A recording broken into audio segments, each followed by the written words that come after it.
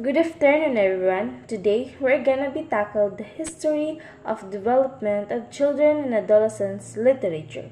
So, what is children and adolescent literature? Children and adolescent literature refers to books and literature specifically written for children and teenagers.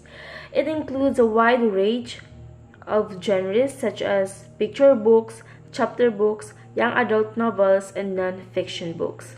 Children adolescents literatures aims to engage young readers, promote literacy, and provide age-appropriate content that is both entertaining and educational.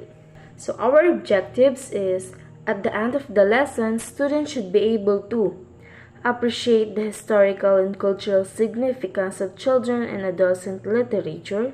Second, explain the evolution of children's adolescents literature. Third, understand how children and adolescents literature begin. First, the classical period.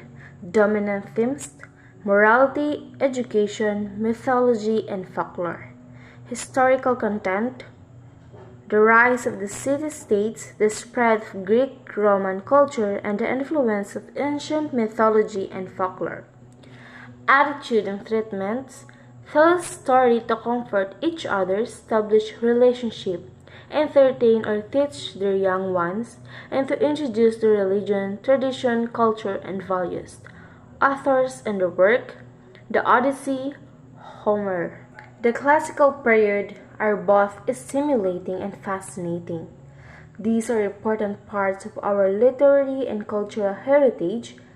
Classic literature serves as a vessel for readers to be transported to the very distant past and explore and view different perspectives. It also helps them to connect nature, discover the cultural orientation of the past, including the beliefs and traditions and practices. Now, let's move on to medieval period. Dominant themes: religious and highly biblical or romantic with embedded realism and fantasy. Historical context: the dominance of the church, the feudal system, the crusade, and the spread of community. Attitude and treatments: children were simply seen as mini adults. Not every child could read, but most children could listen to stories, songs, rhymes told to them by parents and nurses.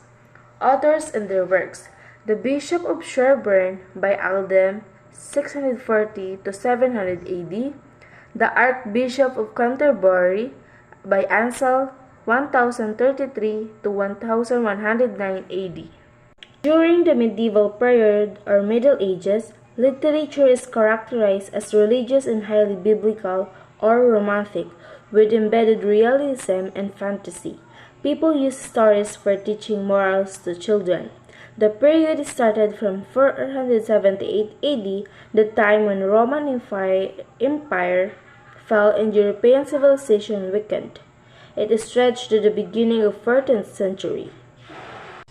Because of how the people in medieval period teach the children with the faith and beliefs, the children are seen as mini adults because they think maturely. Now, let's move on to Renaissance period. Dominant themes: intellectual, spiritual development, adventure, exploration, and the individual plays the world. Historical context: the revival of classical learning, the age of exploration, and the emergence of the printing press. Attitude and treatments: viewing children as a whole person, capable of profound through faith and moral direction. Authors and their works: the book named Governor by Thomas Eliot in 1531, Orbis Sensualium Pectus by Jean Comenius in 1658. The Renaissance period marked the new era in Europe around 1400s to 1700s, or during the 14th to 16th century. It was the time when new ideas were formed by Roman and Greek literature were reintroduced. There was emphasis on intellectual and spiritual development. change were brought about by the Crusades that opened the trading in Asian countries, which brought new ideas to European countries. Stable kingdoms were established as stronger rules were installed. Johannes Gutenberg discovered the printing press, an idea which came from China. So, China is the first one invented the printing press, not Johannes Gutenberg. This allowed the multiple production of books and spread information easily during the Renaissance period. Next is the 18th century. Dominant themes: significant intellectual, cultural, and social change, historical context, Enlightenment period, and Age of Revolution. Attitude and treatments: books made to teach children or emphasize morals. Authors and their works: Tales of Mother Goose by Cherys Perrault and Sleeping Beauty by Cherys Perrault. During the 18th century, books were produced to teach children or emphasize morals. Instruction were devoted to religious pursuits. So the books are their basis to teach the morals to children. Folk tales were revived during the 18th century. The Tales of Mother Goose was introduced, which was written by Charles Perrault of France in 1697 and translated into English. Fairy tales became popular, such as the stories of Sleeping Beauty, Cinderella, Little Red Riding Hood, and many other fairy tales that are still popular today. And the Disney movies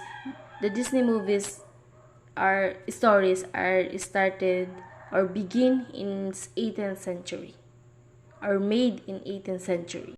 Now, let's move on to Victorian age. Dominant themes: rise of modern fantasy, moral instruction, social inform, adventure, and the impact of industrialization.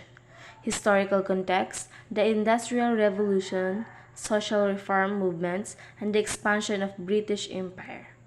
Attitude and treatments: the bulk of literature for children was attributed to the better status of women and the emergence of more talented writers.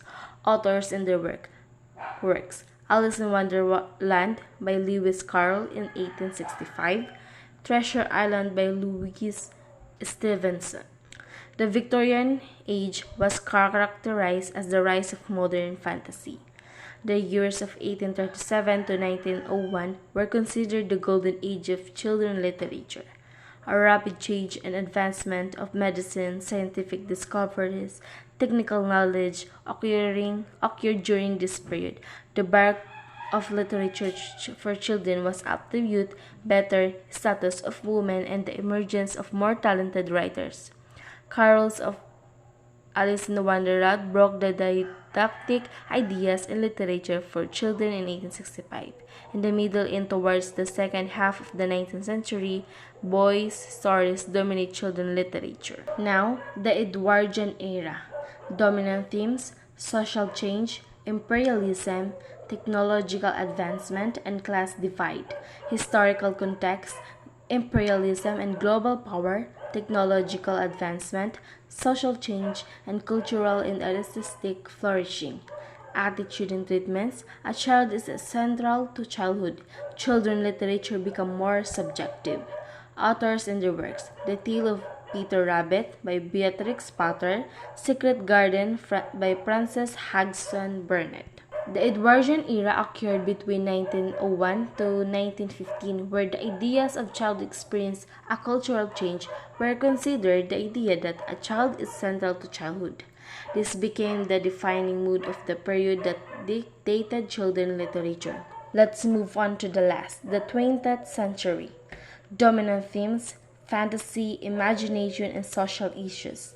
Historical context: world wars, technological advancement, and changing norms. Attitude and treatments: the attitude towards 20th century literature was one of exploration, exclusivity, and adaptability, reflecting a desire to provide children with a diverse and engaging literary experience. Authors and their works: The Tale of Peter Rabbit by Beatrix Potter, The Cat in the Hat by Dr. Seuss, Where Did the Wild Things Are by Maurice Sendak. The 20th century was considered the era of fantasy writing in children. literature due to the emergence of many fantasy figures. This period was known for the production of picture storybooks or the personification of toys and animals. Hal Lofting produced the story of Dr. Dolittle in 1920,